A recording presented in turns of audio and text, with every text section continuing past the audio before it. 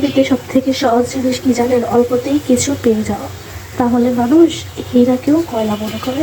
যাই হোক, হ্যালো আসসালামু আলাইকুম, কেমন আছেন আপনারা? আশা করছি ভালোই আছেন।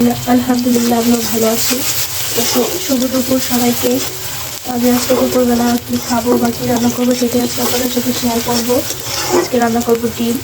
তো ডিম কীভাবে রান্না করি সেটাই আজকে আপনাদের সাথে শেয়ার করবো। ভিডিওটি শেষ পর্যন্ত দেখার অনুরোধ করলো সবাইকে। তো এখানে আমি কিছু পেঁয়াজ কুচি আর কাঁচামরিচ ভেজে নিচ্ছি একটু লাল লাল করে। এখন এখানে একটু সামান্য পরিমাণে পানি দিয়ে দেবো, অল্প একটু পানি দিয়ে দেবো। তো এখানে আমি একটু আদা রসুন দিয়ে দেবো।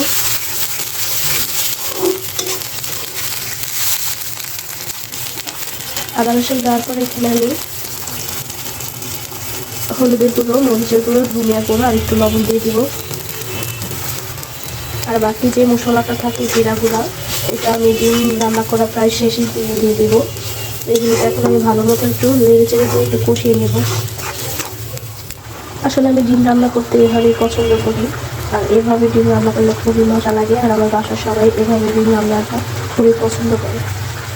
আপনারা এইভাবে একদিন ট্রাই করবেন। আসলে সবাই সবার মতো রান্না করে, অথবা অনেকে অন্যরকমভাবে রান্না করে, কিন্তু আমি আমার মতোই রান্না করি। এইভাবেই সবাই ভালোবাসে খেতে। এগুলোকে একটু ভালো মতো কষিয়ে নেব। চলেন অন্যদিকে কী রান্না করি সেটা আবার একটু দেখে নিই আপনাদেরকে। এদিক দিয়ে রান্না করবো টমেটো চাটনি। তো এখানে আমি টমেটোগুলো কেটে নিয়েছি, এত বড় আস্তা একটা স্পাইসি বোম্বাই মরিচ দিয়েছি, আর কিছু কাঁচামরিচ দিয়েছি। আমি চাটনিতে এখন লবণ, হলুদের গুঁড়ো, একটু মরিচের গুঁড়ো, একটু ধনিয়া গুঁড়ো দেবো। আসলে অনেকে এগুলো দেয় না, তবে আসলে এগুলো অনেকে দেয় না, তবে আমি দিই। আমার কাছে চাটনিটা এইভাবে রান্না করলে খুবই টেস্ট লাগে। আর আপনারা যারা এইভাবে কখনো চাটনি রান্না করে খাননি তারা অবশ্যই ট্রাই করে দেখবেন। এইভাবে চাটনি রান্না করলে খুবই মজা লাগে, আর এভাবে আমার বাসায় সবাই খুব পছন্দ করে।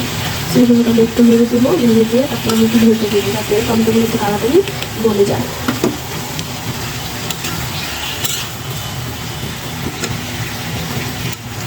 একটু মরিচগুলো ঢেকে দেবো যাতে মরিচগুলো একটু তাড়াতাড়ি গলে যায়।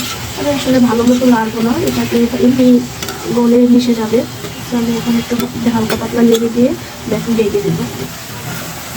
আর এই তো আমার ডিম রান্না করার জন্য যে মশলাটা কষিয়েছি, এখন এর মধ্যে আমি ডিমগুলো দিয়ে দিব।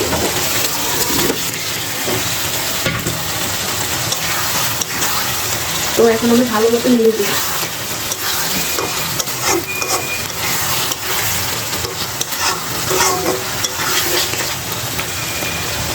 এখন একটু হালকা কষিয়ে নিব, তারপর আমি এখন ঝোল দিয়ে দেবো।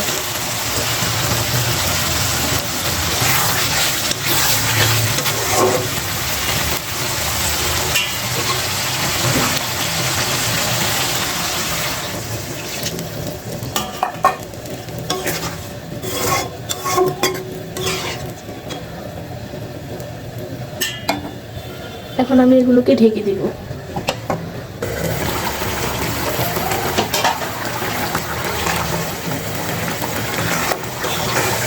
একটু কষিয়ে নিয়েছি, এর মধ্যে এখন আমি জিরা গুঁড়ি দিয়ে দেবো, আর সামান্য পরিমাণে একটু গরম মশলা গুঁড়ো দিয়ে দেবো। এগুলোকে এখন ভালো মতো নেড়ে দেবো।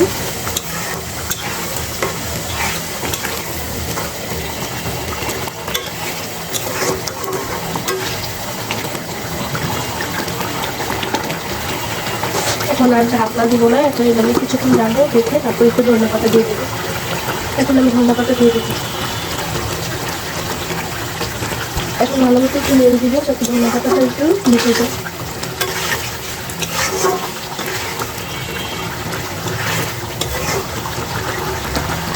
একটু ঝোল ঝোল রাখার ট্রাই করবো, কারণ আমার বাসায় সবাই একটু ঝোল পছন্দ করে। তো একটু ঝোল যদি কমিয়ে নিই তাহলে শুধু দিন থেকে যাবে ঝোল আর থাকবে না, সে একটু ঝোল করে রাখবো। আর চাষটা একটু দেখে নিই এরকম অবস্থায় আছে। বাবা অনেক পানি উঠে গেছে, তো এগুলো যখন একটু নেড়ে দেবো। অনেকটাই হয়ে গেছে, কিন্তু পানি উঠেছে অনেক, চাষটা হতে আরও অনেক সময় লাগবে। বোম্বাই মরিচের যা গ্যারান বেরিয়েছে না, কি বলবো আপনাদেরকে। এই তো আমার ডিম তরকারি রান্না করা শেষ।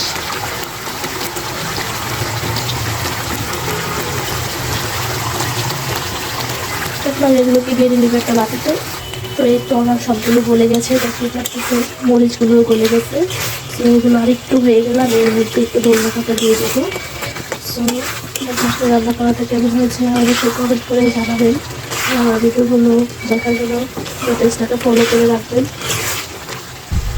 এখন এর মধ্যে আমি ধনিয়া পাতা দিয়ে দেবো। আসলে এত ধোঁয়া যে কারণে আমি হয়তো বা ভিডিওগুলো আপনারা কেউ দেখতে পাচ্ছেন না। আমি ট্রাই করতেছি, তারপরে পাচ্ছি না, আসলে ধোঁয়ার কারণে দেখতে যাচ্ছে না। আমার এতে চাষের রান্না করা শেষ, এখন আমি এগুলো দেখে রাখতে ঢেলে দেবো। সবাইকে পরিবেশন যখন করবো তখন আমি আপনাদের সাথে শেয়ার করবো। এই তো বেরিয়ে নিয়েছি। তো দেন আমার ভিডিওগুলো কেমন লাগে অবশ্যই কমেন্ট করে জানাবেন। আসলে আমার শরীরটা অনেকই অসুস্থ, আমার জন্য একটু দোয়া করবেন। সেই জন্য ভয়েস দিতে খুব কষ্ট, আপনারা একটু মানিয়ে নেবেন। আর আমার ভিডিওগুলো পেজগুলো লাইক দিবেন। আসসালামু আলাইকুম, আল্লাহ হাফেজ।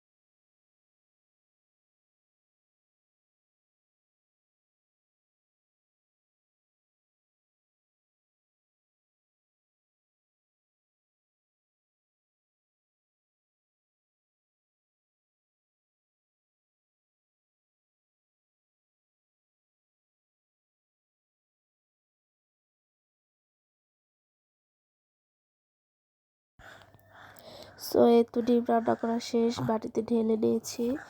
দেন অন্যদিকে হচ্ছে চাষটাও ঢেলে নিয়েছি। তো আমার রান্না করা শেষ, এখন সবাই খাওয়ার পালা। তো খেতে বসেছি। আসলে আমার শরীরটা ভালো নয়, সেজন্য ভয়েস দিতে খুবই কষ্ট হয়, আপনারা একটু মানিয়ে নেবেন। সো ভালো থাকবেন, আল্লাহ হাফেজ।